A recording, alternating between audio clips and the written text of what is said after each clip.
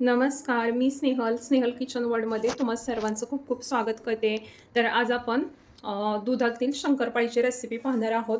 1 kilo मैद्याच्या प्रमाणामध्ये अचूक अशी दुधातील शंकरपाळी कशी तयार करायची याची रेसिपी मी आज तुमच्यासोबत शेअर करणार आहे. तर रेसिपी शेवटपर्यंत नक्की पहा आणि चॅनलवरती नवीन असाल तर विनंती आहे की चॅनलला नक्की सबस्क्राईब करा आणि रेसिपी कशी वाटली ही कमेंट्स बॉक्समध्ये कमेंट्स करायला विसरू नका. तर चला तर अधिक वेळ न करता आपल्या रेसिपीला सुरुवात करूया. तुम्ही पाहू शकता की किती छान अशा या ठिकाणी आपल्या शंकरपाळी झालेल्या आहे आणि भरपूर अशा लेयर्स असणाऱ्या आणि अगदी खायला सुद्धा तितक्याच अशा खुसखुशीत अशा आहेत आणि अगदी साधी सोपी अशी रेसिपी आहे. प्रमाण यामध्ये अगदी तुम्हाला व्यवस्थित दिलेलं आहे. सविस्तर वाटीच्या प्रमाणामध्ये वजनी प्रमाण देखील दिलेलं आहे. तर नक्की रेसिपी शेवटपर्यंत पहा. दुधातील शंकरपाळी तयार करण्यासाठी लागणारं साहित्य पाहूया. या ठिकाणी 1 वाटी साखर घेतलेली आहे आणि पाऊण वाटी तूप घेतलेलं आहे आणि 1 वाटी दूध घेतलेलं आहे.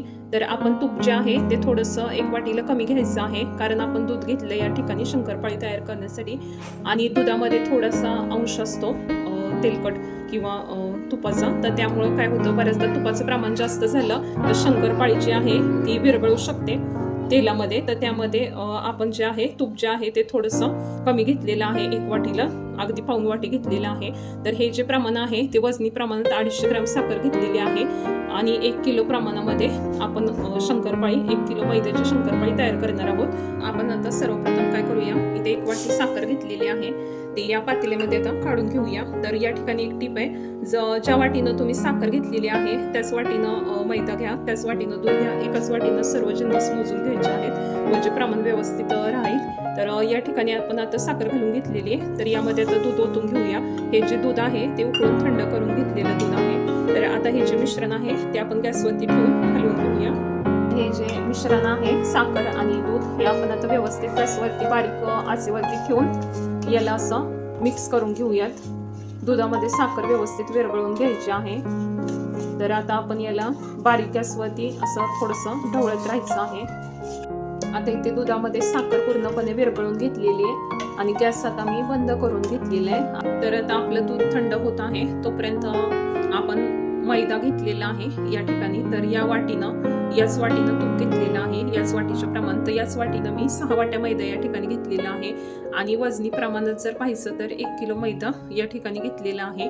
आपण आता हा जो मैदा घेतलेला आहे तो व्यवस्थित स्वच्छ करून चाळून वगैरे घ्यायचा आहे. इथं आपलं जे दूध आणि साखर याचं मिश्रण आहे ते व्यवस्थित आता थंड झालेलं आहे, तुम्ही पाहू शकता. तर आता मिश्रण व्यवस्थित थंड किंवा कोमट झाल्यानंतरच आपण त्यामध्ये दूध घालायचं आहे. ही या ठिकाणी एक महत्त्वाची टीप आहे. तर आता हे मिश्रण कोमट आहे, पूर्णपणे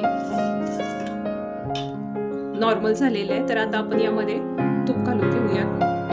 तुम्ही बघू शकता आता इथं मी सर्व तूप जे आहे वाटीतील ते घालून घेते. तर अशा पद्धतीने या स्टेजला जर तुम्ही दुधाची शंकरपाळी करत असताना अशा पद्धतीने करायची आहे.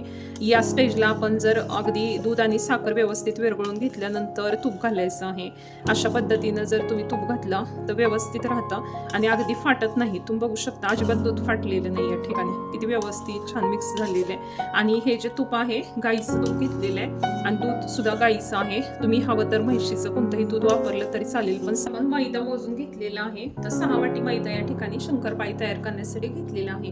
तर आता हे जे मिश्रण आहे आपण जे तयार केलेलं आहे तूप साखर दूध, तर आता हे जे मिश्रण आहे ते थोडं थोडं यामध्ये ओतून घेऊया. थोडं थोडं घालून आपण यामध्ये मळून घेणार आहोत. याला अगदी एकाच वेळी सगळं मिश्रण यामध्ये ओतायचं नाही, हलक्या हातानं हे मिश्रण मळून घ्यायचं आहे. ही एक महत्त्वाची टीप आहे.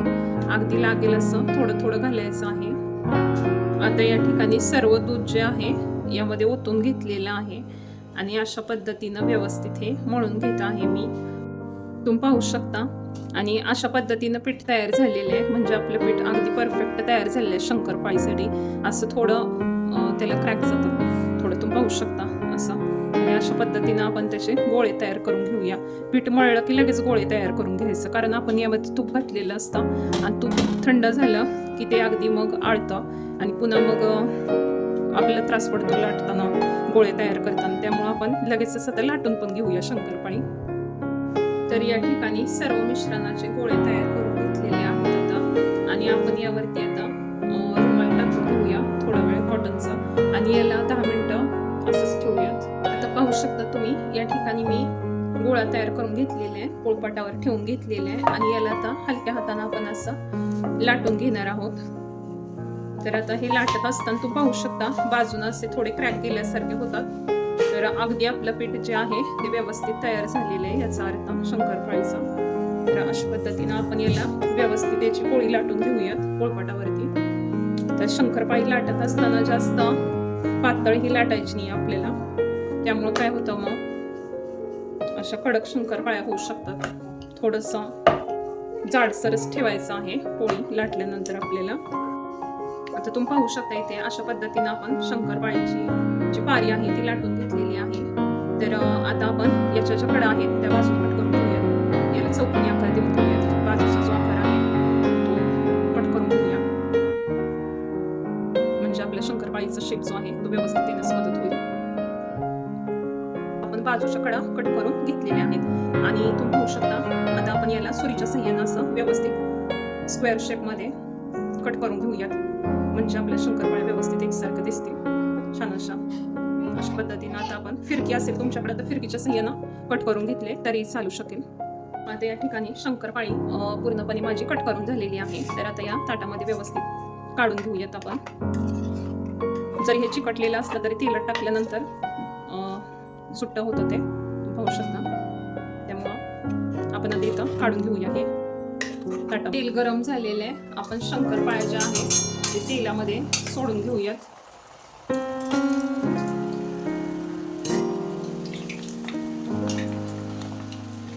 तर शंकरपाळी तेलामध्ये सोडलेली आहे. याला हलक्या हाताने असं आपण हलवून घेणार आहोत. जास्त पण हलवायचं नाही, तर शंकरपाळी तेलात पडल्यानंतर मऊ पडलेली असते, मोडण्याची शक्यता असते. अगदी हलक्या हाताने याला असं उलटण्याने हलवून घेऊयात आपण. तुम्ही पाहू शकता शंकरपाळी अगदी अशीच बारीक आचेवरती आपल्याला तळून घ्यायचं आहे आणि छान असा बिस्किटासारखा कलर येईपर्यंत आपण याला तळून घ्यायचं आहे. जास्त पण आपल्याला याला काळपट करायचं नाही.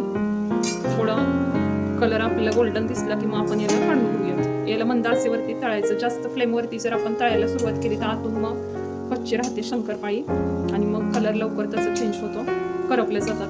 मग त्यामुळे तेल जर गरम झालं असेल तर थोडा वेळ गॅस बंद करून पुन्हा मग चालू केलं तरी चालू शकता.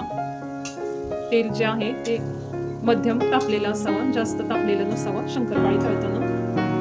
तर आता इथे आपल्या शंकरपाळ्या तयार आहेत. अशा रंगावरती आपण तळून घेतलेले आहेत. आता काढून घेऊया. शंकरपाळी जी आहे ती तळल्यानंतर पण त्याचं जी कुकिंग प्रोसेस असते ती चालूच असते. त्यामुळं अगदी थोडंसं अलीकडच्या रंगावरतीच आपल्याला तळायचं आहे. जास्त कलर आपल्याला काळपट नको आहे. जास्त आपण जर अगदी लाल झाल्यानंतर काढायला गेलो तर मग आणखी त्या काढल्यानंतर आणखी त्याची कुकिंग प्रोसेस चालू असते, मग त्या जास्तच आणखी डार्क अशा कलरच्या दिसतात. थोडंसं अलीकडेच त्याला आपण काढून घ्यायचं आहे. तर अशा पद्धतीने एक बॅच आपली झालेली आहे तयार तळून. तर आता अजून आपण तळून घेऊया. आता शंकरपाळीची आपण दुसरी बॅच टाकलेली आहे तळण्यासाठी आणि अगदी मीडियम आचेवरती आपण याला तळून घेत आहोत. तर शंकरपाळी तेलात टाकल्यानंतर त्याला जास्त पण हलवायचं नाही तर मग ती मऊ असते, त्यामुळे विरघळू शकते. तर आता आपण याला अगदी मध्यम आचेवरती शंकरपाळ्या तळून घेत आहोत. तर शंकरपाळी तळत असताना अशा पद्धतीनं आपण बारीक आचेवरतीच किंवा कमी फ्लेमवरतीच तळायचं आहे. जर जास्त तेल तापलेलं असेल, जास्त हाय फ्लेम असेल तर मग जास्त लगेचच त्या आपण जाडसर लाटलेल्या असतात शंकरपाळ्या आणि मग लगेचच त्या जळू शकतात किंवा करपट होऊ शकतात. तर आता अशा पद्धतीनं आपण त्याला मध्यम आचेवरतीच अशा पद्धतीनं तळून घ्यायचं आहे, म्हणजे ते व्यवस्थित आतून पचल्या जातात. तुम्ही पाहू शकता शंकरपाळीला अगदी गोल्डन कलर आलेला आहे. तर आता आपण असं कलर आलेला असताना शंकरपाळी काढून घ्यायची आहे. ती जास्त आपण जर त्याला हे केलं तर ती जास्त पुढे जाते मग, आणि मग ती कुकिंग प्रोसेस त्याची खाली घेतली तरी चालूच असते. त्यामुळे अशा रंगावरती आपण याला काढून घेऊयात. तर शंकरपाळी तेलामध्ये असताना ती मऊ आहे असं आपल्याला वाटतं, पण ती काढल्यानंतर बाहेर थंड झाल्यानंतर व्यवस्थित ती खुसखुशीत लागते. तुम्ही बघू शकता अशा पद्धतीने आपल्या सर्व शंकरपाळ्या तयार झालेल्या आहेत. तर 1 किलोच्या प्रमाणामध्ये आपल्या एवढ्या शंकरपाळ्या यामध्ये तयार झालेल्या आहेत 1 किलो मैद्यामध्ये, तुम्ही पाहू शकता. आणि अगदी छान अशा भरपूर लेअर्स असणाऱ्या या शंकरपाळ्या बिस्किटासारख्या अगदी खुसखुशीत आणि बिस्किटापेक्षा पण टेस्टी अशी शंकरपाळी लागते. तर तुम्ही नक्की अशा पद्धतीनं सर्व ताईंनी एकदा नक्की अशा पद्धतीनं शंकरपाळी करून बघा.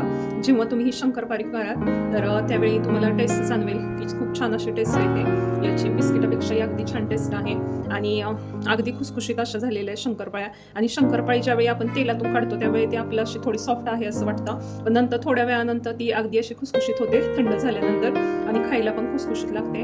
आता मी पाहू शकता तुम्ही खूप छान असे लेयर्स आलेले आहेत शंकरपाळीला. आतून सुद्धा पाहू शकता छान असे पडदे सुटलेले आणि छान झालेली आहे शंकरपाळी. अशा पद्धतीनं शंकरपाळी केल्यानंतर याला हवाबंद डब्यामध्ये ठेवायचं आहे. थंड झाल्यानंतर अगदी 15 ते 20 दिवस या शंकरपाळ्या अगदी छान अशा राहतात. तर आजची माझी शंकरपाळीची रेसिपी जी आहे ती तुम्हाला आवडली असेल तर आपल्या चॅनलला सबस्क्राईब करायला विसरू नका. पुन्हा भेटूयात नवीन एका सुंदर अशा रेसिपी सोबत. तोपर्यंत खात राहा, मस्त राहा.